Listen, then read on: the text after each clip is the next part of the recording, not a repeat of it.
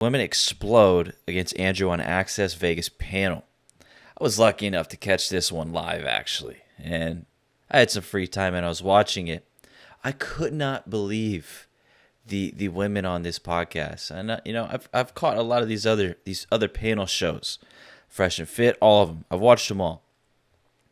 I have never once been so I guess you could use the word amazed. I've never been so amazed at their ability to get offended and become the tone police. So let's roll it, and then we could talk about it afterwards.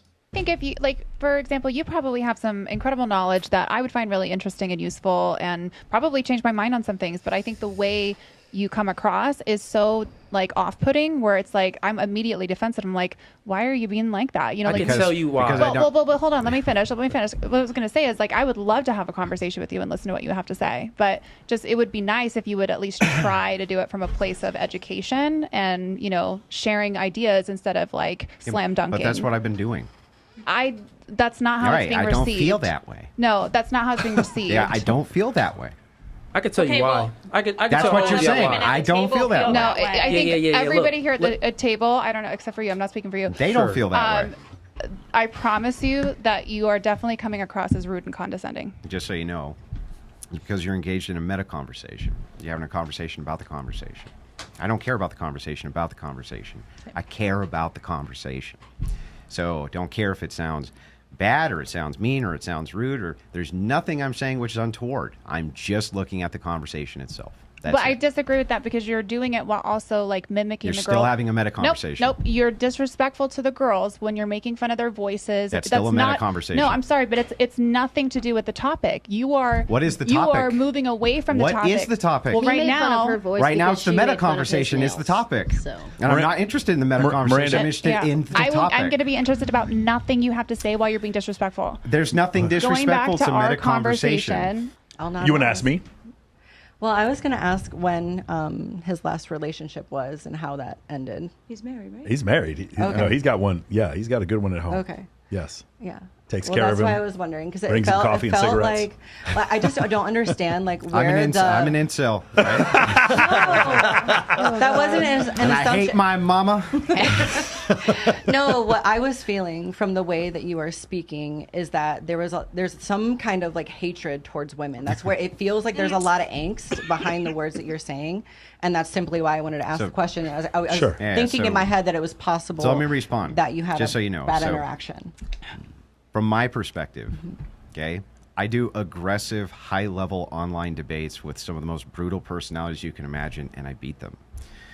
The thing is like, Particularly from South America. all I'm looking at here. That's not disrespectful.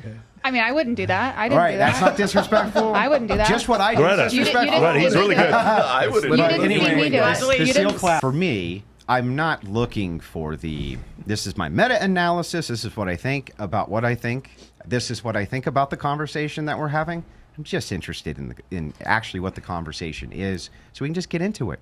I We can agree. figure out what's going on. But while you're telling me you're not interested in the conversation Don't about the tell me how you conversation, feel right now, I'm not please. telling you how I feel. I'm telling you exactly what you did. You distracted from the topic of the conversation making you when feel bad? Nope, when you degraded the woman that you were I didn't speaking to. degrade anybody. It just you made did. you feel bad because that's how you felt. No, you made fun of someone. Who? All the women at the table, by the When? way, several times throughout this ahead conversation. and name Roll one of the the tape. insults. When you were saying, when you were mimicking their voice, After the one insulted me? you did it multiple times. After not just they then. insulted me? You did it So, multiple times. After I was insulted. Okay, It's well just then it's then the say tone that. behind it. It's like You don't- earlier, we like can we're not trying to insult you, focus you on just gotta all take it. that. Is that what you're saying? No, I'm You're saying really if you, sensitive. why is it, if I you never hit, said I we hit could back, insult you. that's on me, No, not on you. I never said we could insult you. I just said Right. I wouldn't do that. Respectfully, I wouldn't do that. Every time I open my mouth, I can see like people beeps, like his eyes twitch, like he wants to like say something. mean, mean. all right, Jory, give me the screen again, Jory. Well, actually, I'm going to say the reason why. Go ahead, Lorena. The reason finish. why I did that in the beginning is because the moment we sat down, he stared down at me for like 20 seconds when he had an issue with the volume of the microphone, and he was disrespectful to me from the jump. You can disagree with me all you want, but What the you hell did. are you talking about? Okay, but you're so in your head that you don't even see reality. and how you treat people at the I table. don't know why think it's he'd the be staring opposite. at you for He was 20 like seconds. this. But why? Like why? Like could it be the fact that he's a Cowboys fan and he's looking at the thing behind Absolutely you? not. Like He was there could be staring some dead other in my reason. eyes. I'm having for 20 just seconds. hated you. 20 seconds. Okay, I don't know. The entire time that the guy was under this thing fixing the volume, and he was like, being like, it's too Sometimes high, we're too just low. The entire staring time in he a was like direction. this. Sometimes we're just staring in a direction. You know. Oh, it was very. Anyways, so one thing that we talk about a lot of times is how older women tend to have baggage. They have baggage and they're a little bit more bitter, kind of ran through by life itself. And this is why the idea of women having more experience doesn't necessarily make them more prestigious and a better choice in the eyes of men in regards to long-term relationships and these types of things. Now, like I mentioned earlier, I've watched these types of shows before. I've watched a lot of them. And what I have noticed, and a lot of times what these guys who host these shows will be accused of, is let's say they are just picking naive young women so that they can dunk on them. And the real reason that these shows are so entertaining is because it's just full of young, naive women who are being manipulated into making themselves look foolish. What I've actually noticed, and maybe you have as well, and I'm speaking in general here, let me preface it with that, preface it, whatever. Actually, the older these women are, the more insufferable they seem to be. The more argumentative they are, the more jaded they are, and they just have a bad attitude, and they are not good with conflicting opinions and sort of being challenged.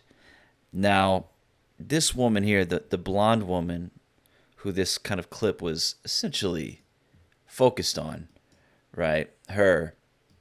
This woman apparently is a military woman.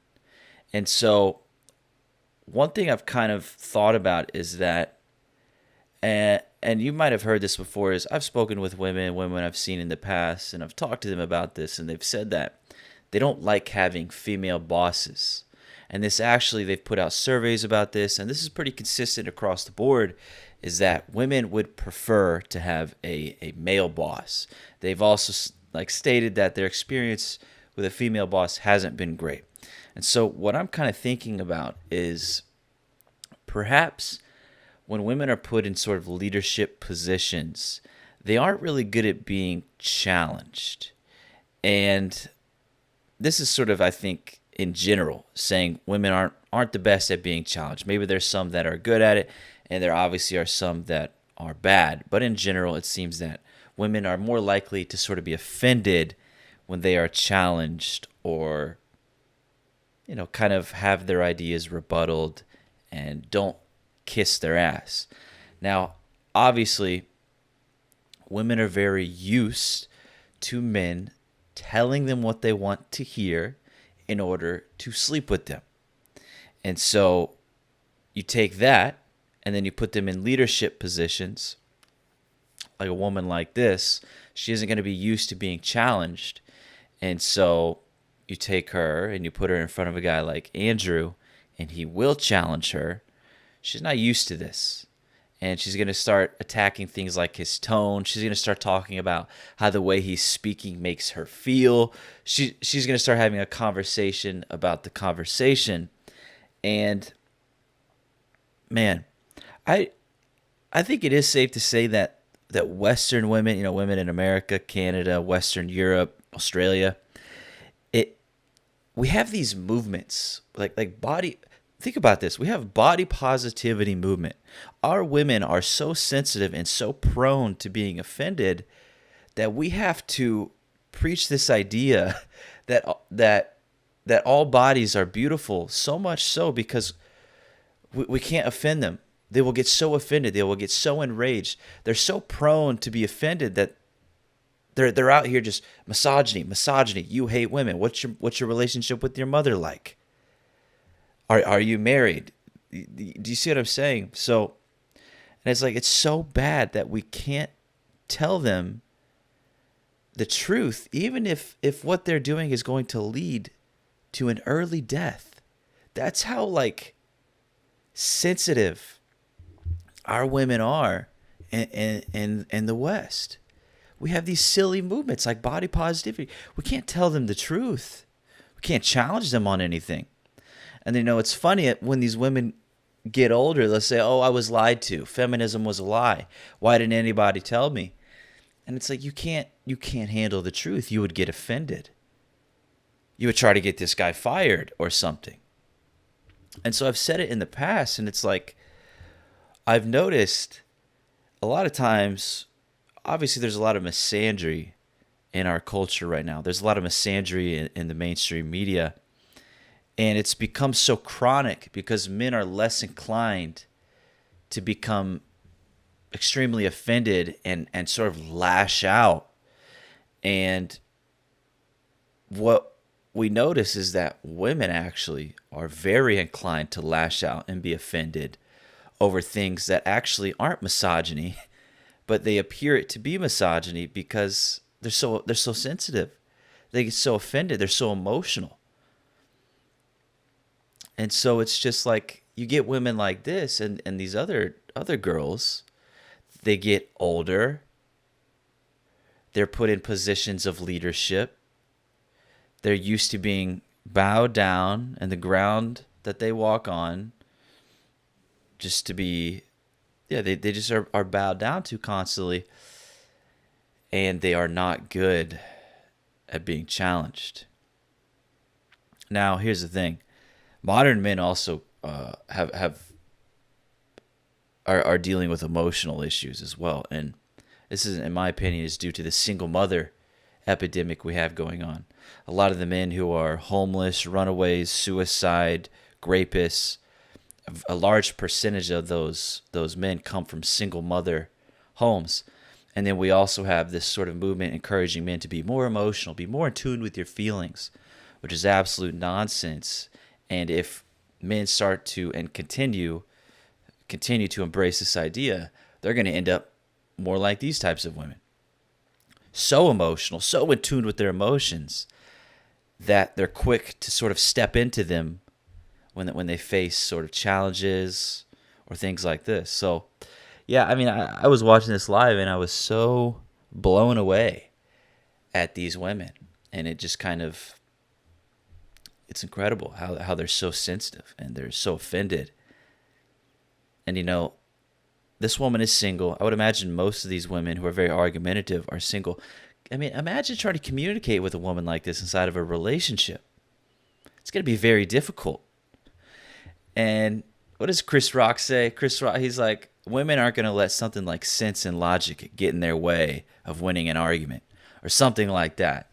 And, that's true. And I think it's safe to say for women across the board in general. But when we have women like this who are so shielded from truths and they're so used to being bowed down and kissed and fed, comforting lies, and then also put in leadership positions and are used to telling people what to do and are used to being the one commanding and giving orders and then other people agreeing and submitting, and then combine that with their like emotional nature when they are confronted with men who are not interested in sleeping with them, are interested in having a good conversation about things.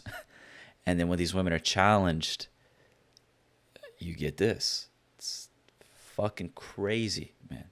If you haven't watched the full thing, go check it out if you want, but maybe don't, because it's like hard to listen to, because this is why guys who like host these shows like Myron, they do a great job, because if you're not very firm, you kind of get this sort of outbreak of conversations about the conversations and tone policing and my feelings, and it just ends up being a complete shit show. And especially when you have like whatever podcasts, they don't have that many older career women on. Fresh and Fit, they do have older career women on. But this show, Access Vegas, they have a lot of older career women on. And Rollo and Mike, they don't push back very often, and I get it because a lot of them are their friends in real life. But I've noticed, and I can only blame what I've heard and seen is that career women who are older are a lot more set in stone. They don't like to be challenged, and they are very argumentative and quite emotional and more prone to disagreement and being combative. And they're also quite masculine, and maybe not actually masculine, but they sort of mirror and emulate what they see men do in their career, and they become that in a way, and it just doesn't work well.